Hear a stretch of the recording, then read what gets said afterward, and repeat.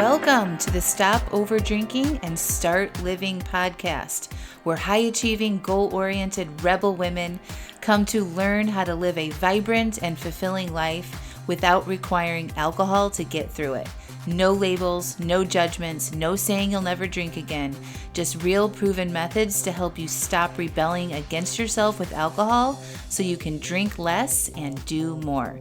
I'm your host, Angela Mascenik. Let's dig in.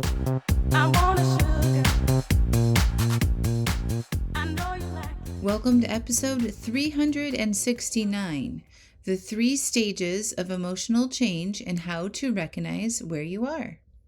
Well, hello. Welcome back to the podcast. How are you?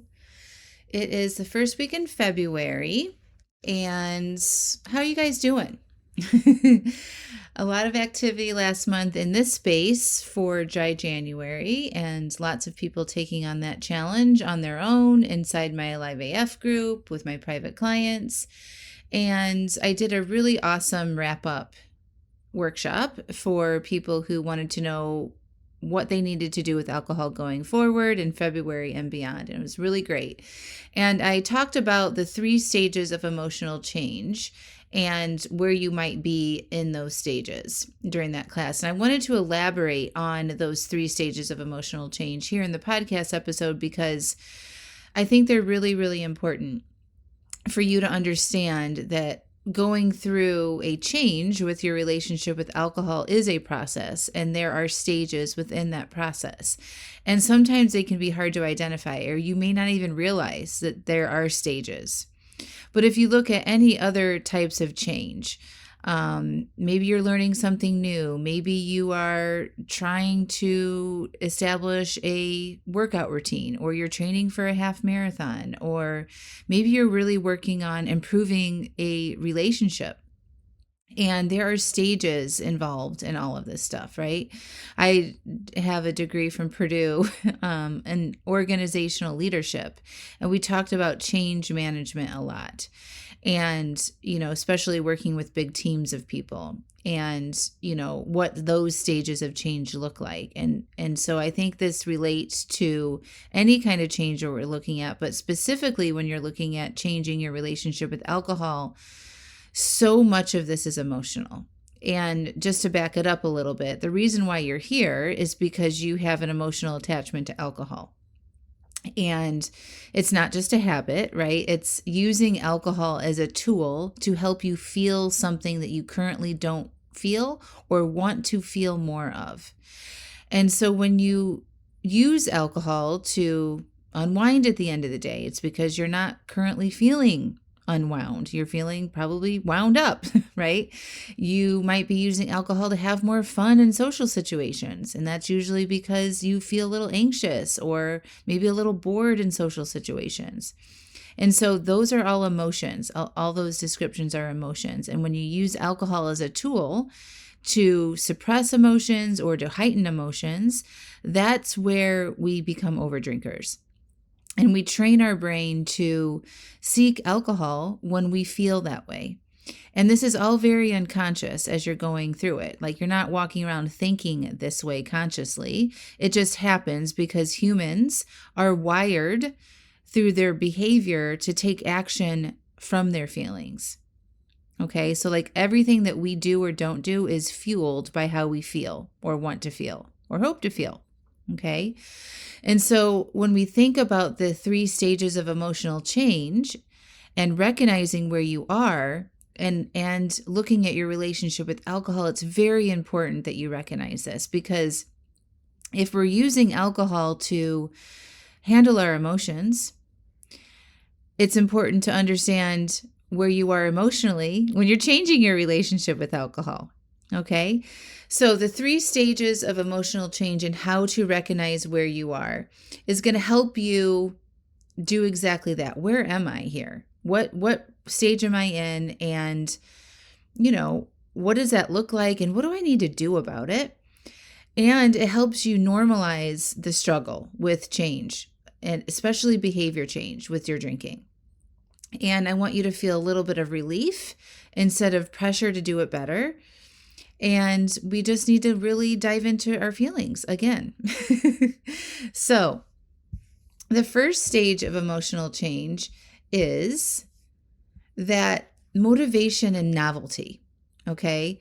So that is where you're feeling inspired and you're highly motivated, right?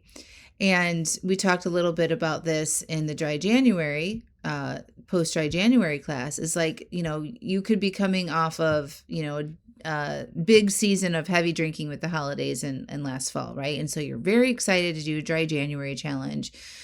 And maybe you did my challenge inside the Alive AF group and you're learning all these things that maybe you haven't really thought of before. And you're going deeper and you're understanding like how your life is set up and what's working and what's not. And it's all very new and exciting. And you've got this natural motivation that fuels you to easily say no to drinks or to work through your issues or stay the course pretty well.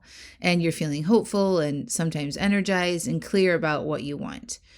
And that decision to drink or not to drink is easy because you've committed to doing this for a certain amount of time.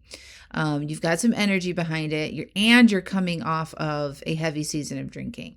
And it doesn't even have to be dry January. It could just be anytime you enter this cycle, these phases, when you're looking at your relationship with alcohol. Usually people enter wanting to change after a bad overdrink or a season of, some heavy overdrinking, right? And so they're motivated.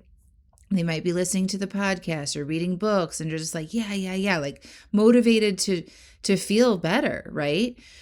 And you might even think this isn't even as hard as I thought. And this is just the beginning. This is phase 1. And right now, your brain is stimulated by the newness of this, right? You're getting really clear on how good you feel. And, it's a novelty still. But your nervous system and your stamina and really what it gets, like the grit of it, hasn't really been challenged much yet. And you're not really bumping into some of your old patterns as much because you're sort of highly motivated and that is fueling you to make this feel easy, right? And you're focused and you're clear and whatever else is happening, right? It's just like, maybe you're just like not having any bad days or something big hasn't happened, right? And what I really want you to emphasize during this phase is it's real. And this is where change all change starts here, right? Like this newness, but can be temporary and it's really not meant to last. Like this energy that you might feel in phase 1 is not the energy that's going to carry you through to make it permanent change. It's not meant to last, right? It's like sort of like the icing on the cupcake. It's like the precursor energy to what you need to keep you going. And a lot of people think, if I just stay motivated, I'll be okay. Or I just need more motivation, like especially if they dip out of phase 1 and they're not feeling motivated. They're just like, I just need to get motivated again, right? And motivation in this phase is not something that you want to rely on long term. So if you're not feeling motivated right now, there's nothing wrong with you. It's something that does fade. And you can come back to it sometimes, right? It's not something like once you leave phase 1, it's not like you can never come back there. It's just you don't want to rely on the energy in phase 1 to get you through the hard stuff and to really cement in new habits and real changes that you're looking for. Okay. So phase 2 is more resistance and fatigue, especially fatigue. And this is the phase that nobody wants to deal with. This is like where most of the mistakes happen. This is where people quit. This is where people get super frustrated.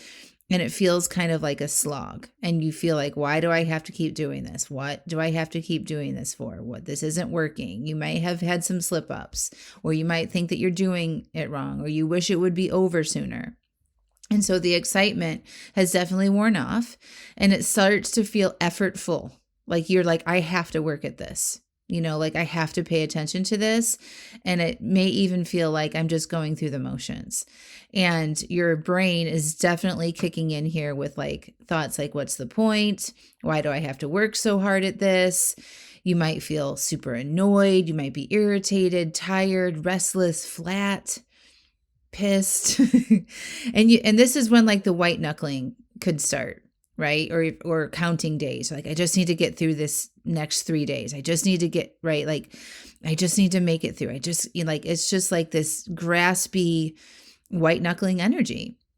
Or the thought of like, I can't wait for this to be over, especially if you are, introducing alcohol back in.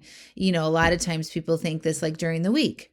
Like in phase 2, they could be trying not to drink during the week. And then they plan for drinks on the weekend and they're like, oh, I can't wait till Friday so I can have drinks, right? Like it's sort of that counting down the days, resistance, white knuckling energy. And just to remind you, it's not a problem. It's just, this is normal in this phase. And your old coping mechanisms really come back and protest here because it hasn't been hardwired yet. Your change hasn't been hardwired yet. So you just have to remember that this period of time that you're in is difficult and it's painful because you haven't rewired all of those old patterns yet. And your brain really just wants that comfort and familiarity back. So even though now in phase 2, you could have had a lot of awareness in phase 1. You could be maybe you were feeling so much better and you're like, I never want to drink again. I can't even imagine why I would want to have drinks, right? That's phase 1. Phase 2, your old brain is like, oh my gosh, like, who cares? Like, this is dumb. I should be able to drink. I'm a grown-ass woman, right? I have been there so many times. I wish I knew this. When I was going through my journey to change my drinking, I did not know about these phases, and I really wish I did. And looking back on my own journey, it makes sense now, right? What helped me in that, even though I didn't know these phases, was that it was normal for my brain to say, I deserve this, or I should just be able to have one drink, and like have that chatter. And so I knew what to do with it by allowing my urges and learning how to feel those feelings in my body, right? And that's what you need to do here in phase 2 as well. Your old brain, just remember, it wants, even though you know that this isn't good for you, even though you've had success and you've made progress, and the real you knows that alcohol isn't good for you, or significantly less alcohol is where you need to be. Your brain prefers familiarity over newness. Your brain prefers familiarity over newness. Okay, so even though your brain knows, and you know that it's not good for you and that it may make you feel bad, it knows what that feels like. Does that make sense? So it is more comfortable doing something and experiencing something that feels bad than it is doing something that it doesn't know what it feels like. Are you following me? So this is often why we go back to things that aren't good for us all the time, right? So if you think about maybe in your younger years, if you were dating somebody who wasn't good for you, you kept going back to this thing over and over. You knew it wasn't good. You kept going back to it over and over again because your brain prefers familiarity. Even though you know it's not good for you, it will drive you to do that because at least that is what it knows versus the unknown of being alone in that example, right? So this is why we have overdrinks all the time in phase 2, because that familiarity of doing the old pattern is safer for your brain than it is to sit there and be uncomfortable and not drink. That is unknown territory, especially when, your old triggers and things are coming up after you're out of phase 2 and where you're kind of masked by the high motivation feelings of things, right? In phase 2, you're not masked by those high vibe feelings that kind of cover up some of the other stuff that could be going on, and you're more exposed to what you normally feel like. And so your brain wants to go back to what it knows, even though it can feel bad. Okay? So I just want you to know that that's what's happening and it's okay. And that when we drink alcohol, in response to that, it's like, oh yeah, here it is again, that soft, fuzzy warmness, right, that we are familiar with, that your brain is tracking towards. And it really wants you to have that familiarity and comfort. Okay.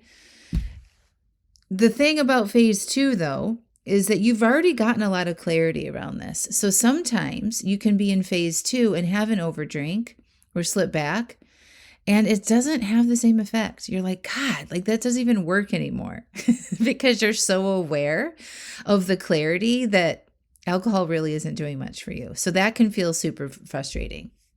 Okay.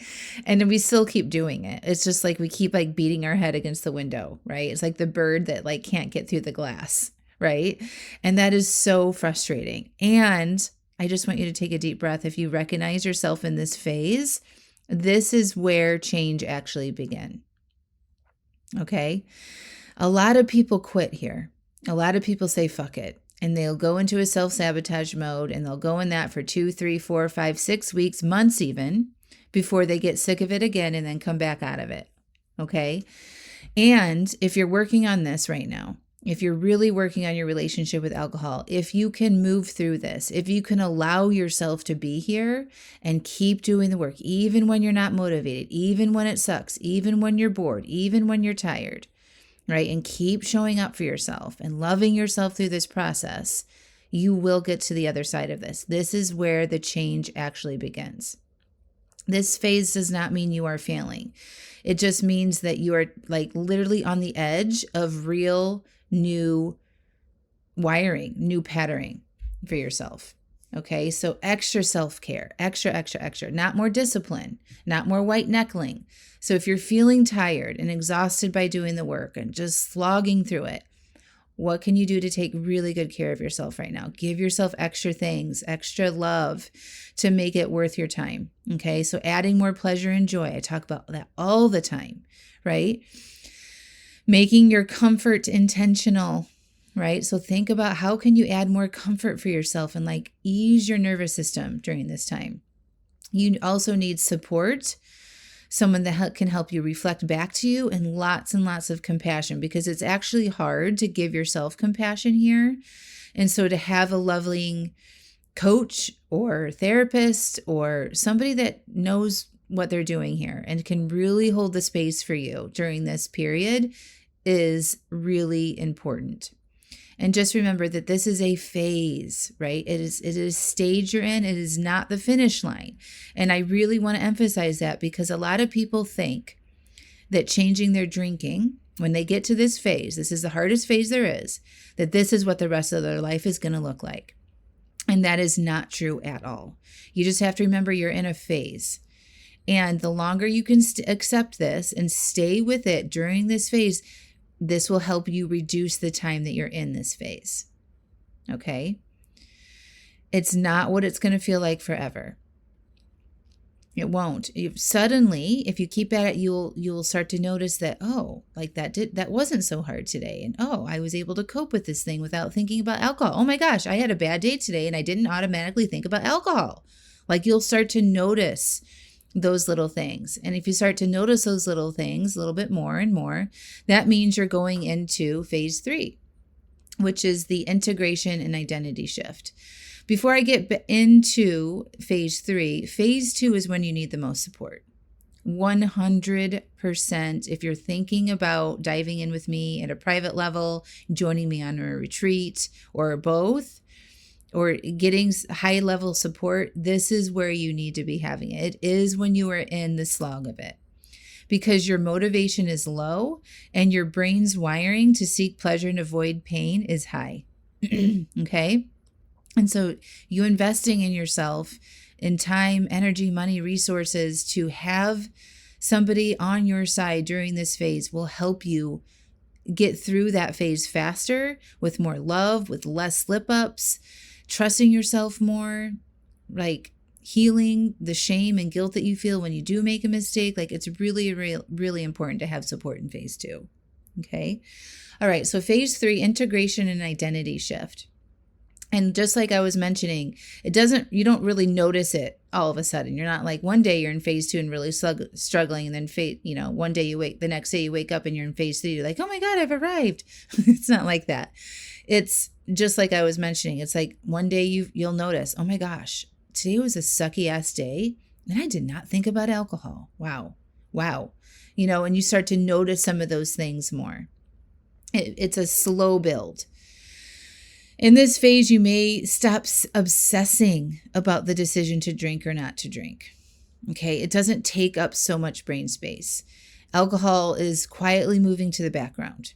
You are trusting yourself more. Your nervous system is calmer. You feel less exhausted about doing the work around your relationship with alcohol.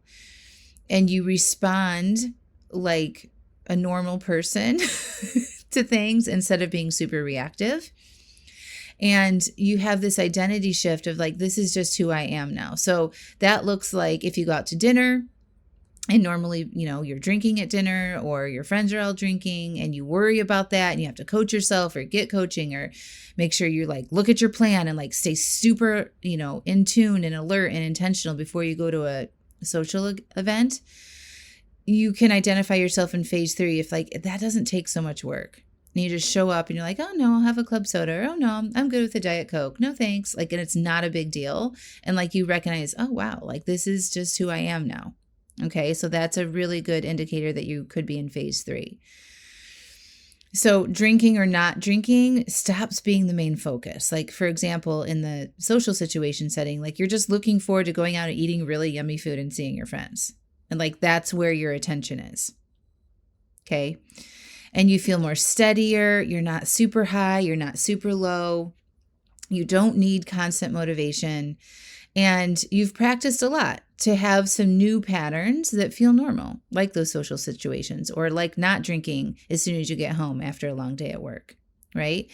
This phase is more about integration. Right. And it's not like you're not going to feel super excited. You're just going to feel more normal, just more like, okay, like this is happening. This is what we do now. You might still have mistakes, but it's not catastrophic. You don't feel like such a big failure. You might make a mistake or a slip up, recognize it, you learn from it, and you move on in a quicker time period. Okay. A lot of people think this should feel exciting, like, oh my gosh, I've arrived, I've gotten here, yay. But it usually feels more grounded, more stable. You have a lot more confidence and you're just like really like profoundly proud of yourself, right? And you might like just really recognize all of the work that you have done to get here. And you recognize that you only got here by moving through that phase 2, which sucked, right? Excuse me. So just to kind of reframe it all, most people quit in phase 2. Most people that struggle phase is where they lose the motivation. They think they're weak. They think they can't do this. They think they're too old. And they say they have a lot of case of the fuck it's, right? And they fight the urges. They just like, why? Like they think they shouldn't have urges. Like they just question all of it. But if phase 2 is not a sign to stop, it's a sign that you are changing how you're supporting yourself and that it does take conscious effort and it does take work and you're rewiring old, in-depth, like deep behavioral patterns, right? And so it does feel hard. And so this is why community matters, putting yourself in a group of people that are all working on this together, who are regularly sharing and getting support, getting regular coaching. Okay, through me. If you don't resonate with me, go find somebody else who can help you.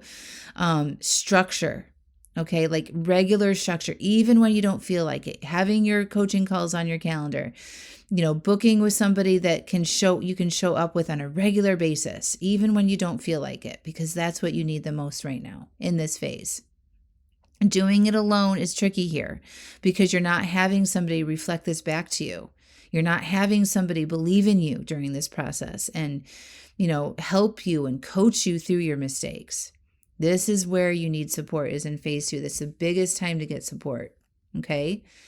And then phase 3 is the when it really starts to integrate, and when you notice that you are not thinking about things so much and you recognize that you identify as somebody who doesn't overdrink more. You don't think it would be fun to drink. just because it's sunny outside or after you've had a bad day. You recognize that those thoughts just aren't there as much. And that's where you still need to keep going. You don't want to just like, okay, I've got this. Like if you're in phase 3, it's really, really important that you maintain what you have done to get you there. So I am in phase 3, like I don't drink anymore at all. And I don't think about it ever. And it's total freedom. Okay. And I still do the things that got me there. I journal, I get coaching, I have a therapist, I work out, I eat well, I move my body, I prioritize my sleep, I take really good care of myself. And I'm constantly looking and reading. I read books all the time about addiction and alcohol and how the mind works and brains and all of that stuff. And I keep myself entrenched with the work because that is what helped me get here. And I think that it's worth every bit of energy and time that I continue doing what worked because I love how I am in phase 3, right? So don't give up on the practices that you've built while you're in phase 3. That's really, really important. You got to keep doing what worked. All right, my friends. I hope that helped you identify what phase you're in. And I'll preface it too with you can be in and out of these phases at times. Don't judge yourself. And if you want my help, I would love to help you. Right now, I am booking clarity calls with people who want to work with me on a high touch level. Either that is through private coaching or coming to a Magic House retreat or both. So I'm going to put the link in the show notes for you to look at that. And if you are ready to have some high touch support and move through potentially phase 2 into phase 3 faster, and move along with this, I'd love to help you. So I'll put the link in the show notes, and I hope you all have a beautiful week, and I'll talk to you all soon. Bye for now.